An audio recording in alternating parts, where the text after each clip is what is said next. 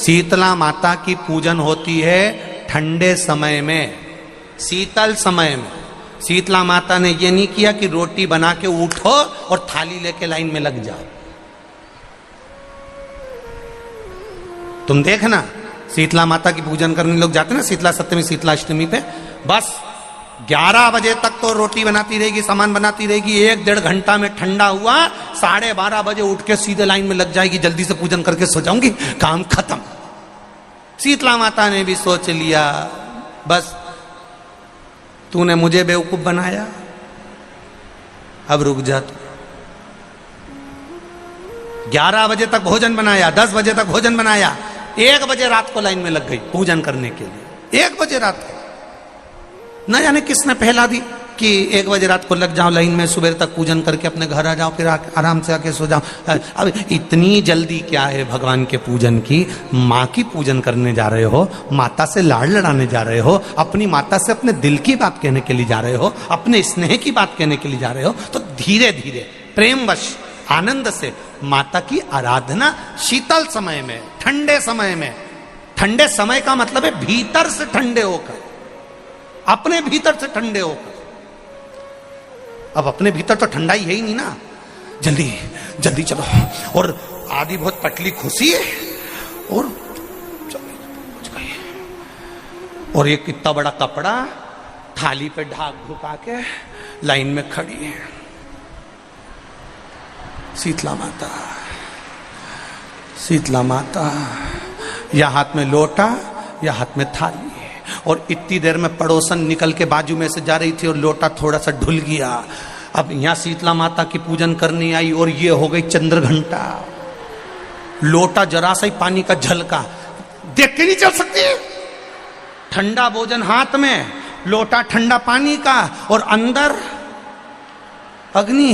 शीतला माता भी कह रही इसको अजान दो पहले, इसको क्या मतलब? भीतर से शीतल हुई है, भीतर से ठंडे हुई है।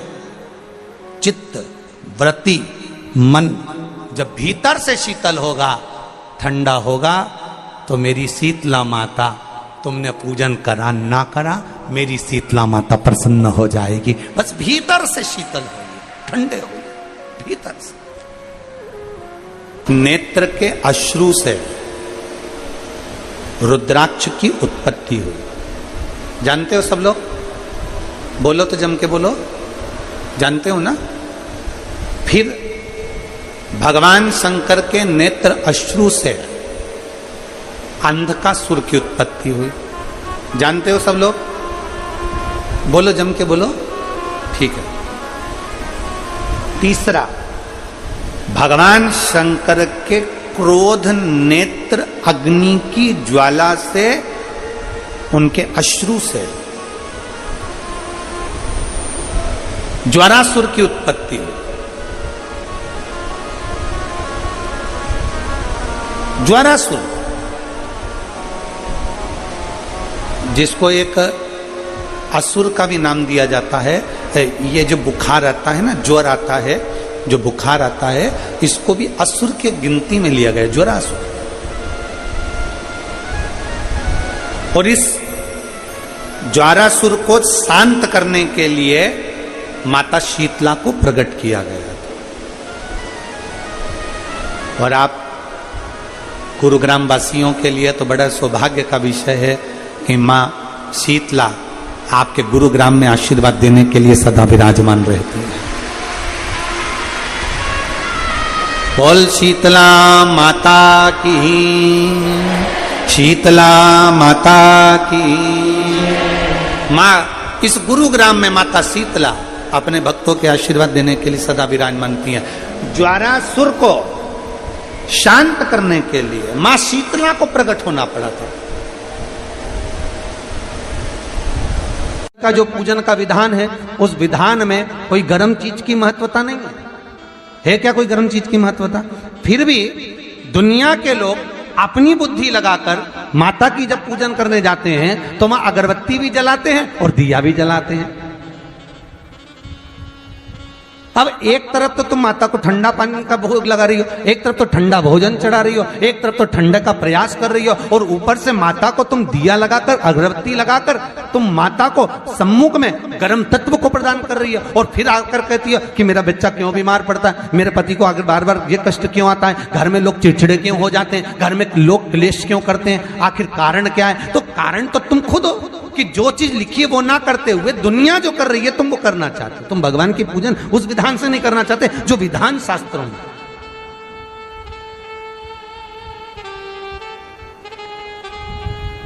जो शास्त्रार्थ विधान कहता है। महाराज, शीतला माता की पूजन में कहीं ऐसा लिखा है कि तुम दिया लगाना, अगरबत्ती लगाना? शीतला माता की पूजन में लिखा है 1 लोटा पानी लेना, उस जल में पुष्प आदिक लेकर माता को ठंडा भोजन का सुंदर भाव से माता का स्नान कराकर पूजन करना, अर्चना करना, कुंकू, चावल, रोली, मोली जो चढ़ा सकते हो, चुनरी, वस्त्र आदि जो चढ़ाना हो चढ़ाओ, पर यह नहीं लिखा कि तुम दिया भी लगाना कि अगरबत्ती भी लगाना, क्योंकि गर्म तत्व में चाहिए माता, वो शीतल है, शीतला। और अगर तुम दिया लगा भी रहे हो, मान लो दिया अगर तुम लगा भी रहे हो तो उसके सम्मुख ना लगे, उससे दूर, बहुत दूर। लोग कथा में श्रवण करे हैं पूर्व में, हनुमान गतिमान रतिमान मतिमान वर्तिमान, ऐसे हनुमान जी के कई भाई हुए, कई भाई हनुमान जी के हुए। और हमने पहले भी कहा है, जिसकी फैक्ट्री ना चलती हो, बहुत दुकान ना चलती हो, तो हनुमान जी के पांव का थोड़ा सा सिंदूर लेकर, यदि उस सिंदूर को किसी भी फैक्ट्री या दुकान में हनुमान जी के छोटे भाई गतिमान के नाम से अगर एक बिंदी भी सिंदूर की रख दी जाती है, तो वो दुकान और फैक्ट्री भी झड़के से चलना प्रारंभ हो जाती है। गतिमान हनुमान जी के छोटे भाई, एक हनुमान जी के छोटे भाई हैं मतिमान। जब व्यक्ति डिप्रेशन में जाता है, एकाग्र चित्त नहीं रह पाता है, पढ़ने बैठता है पर एकदम मन नहीं लग पाता है, तो मतिमान का स्मरण किया जाता है, हनुमान जी के तीसरे नंबर के भाई का, मतिमान।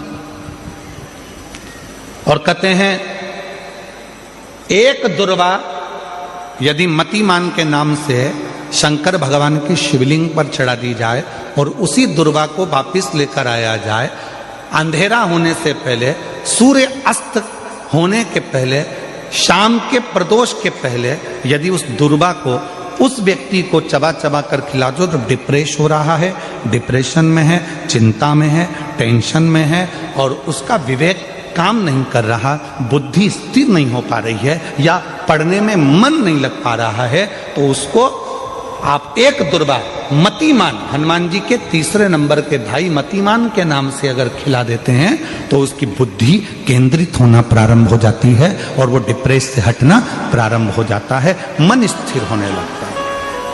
मतिमान।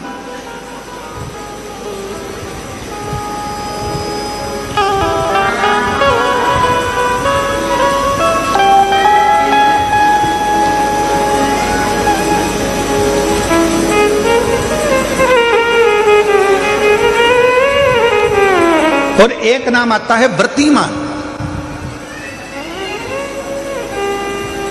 इसका प्रैक्टिकल तुम अभी यहीं से कर लेना, ठीक है?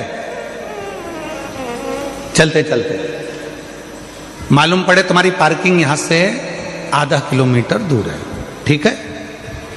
अरे बोलो तो जम के, आधा किलोमीटर दूर तुम्हारी पार्किंग है और तुम्हारी उम्र लगभग बहुत हो गई, मालूम पड़े तुम थोड़े वृद्ध हो गए हो और तुम्हारा घुटना दुख रहा है, तुम्हारी कमर दुख रही है, चलते चलते बड़ी मुश्किल से तुम कथा स्थल तक पहुंचे हो। अब मन में आ रहा है कि मुझे वापस पार्किंग तक जाना है, कैसे जाऊंगी, पाँव तो दुख रहा है। तो एक काम आज चलते चलते करना कि कहीं सीवर वाला महाराज झूठ तो नहीं बोल रहा है, तो प्रैक्टिकल करके जाना। क्या करोगे, यहां से जाते समय आप जब जा रहे हो और आपके शरीर का कोई अंग जब दुख रहा है, तो श्री शिवाय नमस्तुभ्यम कहकर श्री व्रतिमान हनुमान का स्मरण कर।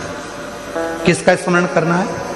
जम के बोलो, व्रतिमान हनुमान। व्रतिमान हनुमान का स्मरण करके कहीं पर भी बैठकर अपने पांव की छोटी वाली जो उंगली है उसको जम के दबाना और दबाने के बाद चल देना। जिस जगह पर भी दर्द हो रहा होगा मेरा बाबा आपको मंजिल तक पहुंचाएगा, दर्द होने नहीं देगा। कल नहीं करना, प्रैक्टिकल आज ही करना। काल करे सो आज कर।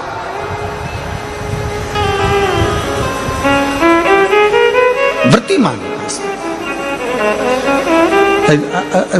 आज करेंगे गुरुजी, 3 महीने में फर्क दिखेगा। तुम तो आज की आज का बताओ ना कि आज की आज में फल कैसे मिले। तुम बिल्कुल तैयारी में बैठो। जाते जाते व्रतिमान हनुमान भगवान श्री शिवाय नमस्तुभ्यम का स्मरण कर कर एक ऊर्जा के साथ, ताजगी के साथ चलते जाओ। शिव थोड़ा बहुत नहीं देते, मेरे भगवान देते हैं छप्पर फाड़। बेल पत्र के पत्र को तोड़ने से पहले एक नियम है कि बेल पत्र के पत्र को वृक्ष से जब तोड़ा जाता है तो सबसे पहले उसको मंत्र दिया जाता है। क्या कहा जाता है? ओम नमः शिवाय। बेल पत्र के पत्र को पेड़ पे से जब तोड़ा जाता है तो ओम नमः शिवाय का नाद किया जाता है। और बेलपत्र के पत्र में,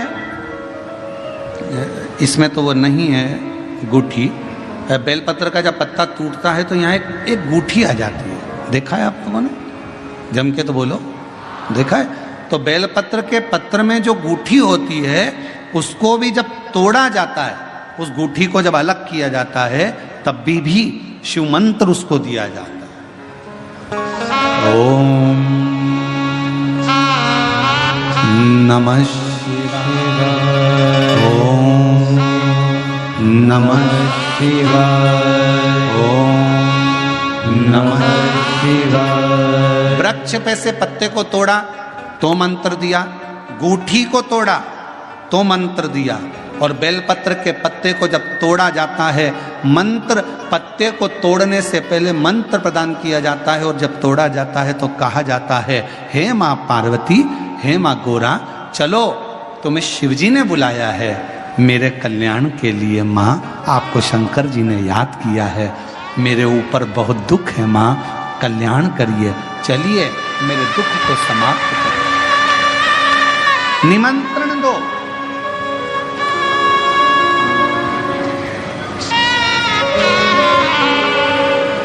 पहले नंबर पर क्या देना है? बेलपत्र के पत्र को तोड़ने से पहले जम के बोलो मंत्र।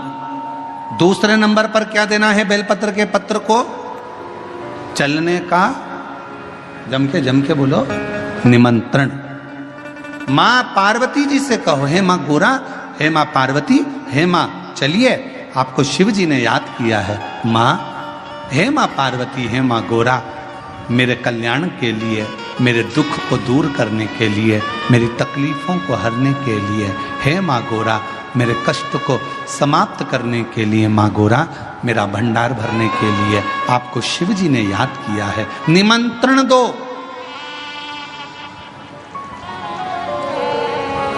लेकर आए, फिर गूठी तोड़ी, फिर मंत्र दिया, ओम नमः शिवाय, नमः शिवाय, नमः शिवाय।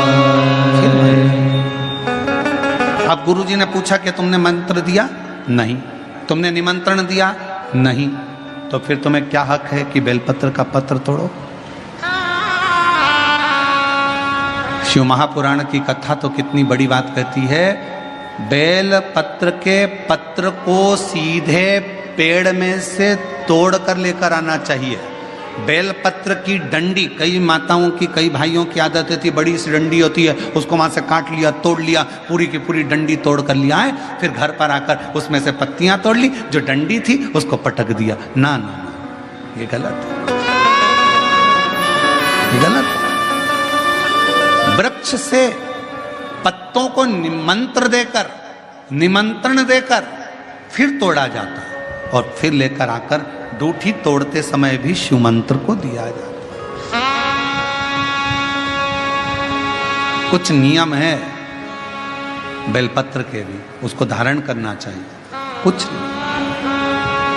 जैसे डॉक्टर की गोली खाने के भी नियम होते हैं। डॉक्टर साहब लिखते हैं कि सुबह ये गोली लेना, शाम को ये लेना, ये भोजन के पहले लेना, ये भोजन के बाद लेना, और सुनो इसको गर्म दूध से ले लेना, इसको पानी से ले लेना। अब मालूम पड़े तुमने सोचा कि मैं एक काम करती हूँ, कहाँ मेरा टाइम बर्बाद करूँगी, सुबह लो, शाम को लो, दोपहर में लो, तो तुमने सारी गोली एक साथ खा गई और फिर डॉक्टर के पास गई। डॉक्टर साहब मेरे को तो आराम ही नहीं लग रहा, मैंने 3 बार 15 दिन से गोली खा रही हूँ, 10 दिन से गोली खा रही हूँ। डॉक्टर साहब ने पूछा गोली खा रही हो तो क्या तुमने नियम धारण करा?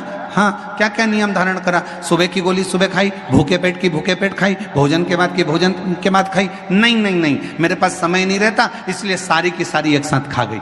डॉक्टर ने कहा इसीलिए तो दवाई असर नहीं कर रही है। दवाई खाने का भी तरीका होता है। आवाज सेट नहीं है भाई। दवाई खाने का भी तरीका होता है। दवाई को खाने का भी एक तरीका है। उस दवाई को खाओगे, आनंद पाओगे, स्वस्थ हो जाओगे, रोग मुक्त हो जाएगा। तो दवाई के खाने का भी तरीका है। उसी तरह गुरु कह रहे हैं, संत ने कहा कि तुमने गलती करी, तुमने करी। पहले मंत्र दो, फिर से बोलो, पहले मंत्र, फिर निमंत्रण, फिर दूठी तोड़ते समय फिर मंत्र, फिर ओम नमः शिवाय, ओम नमः शिवाय, ओम नमः शिवाय।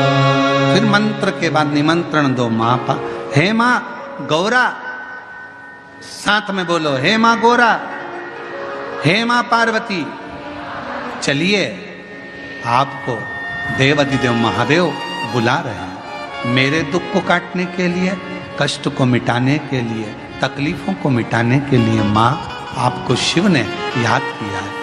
पत्र लेकर फिर शिव के पास चले। लाखों के दुखड़े जो तू हर गया डमरू वाले, मेरे दुखड़ों को देख कर क्यों डर गया डमरू वाले। चलो माँ, क्या तुमने निमंत्रण दिया? नहीं। क्या तुमने मंत्र दिया? नहीं।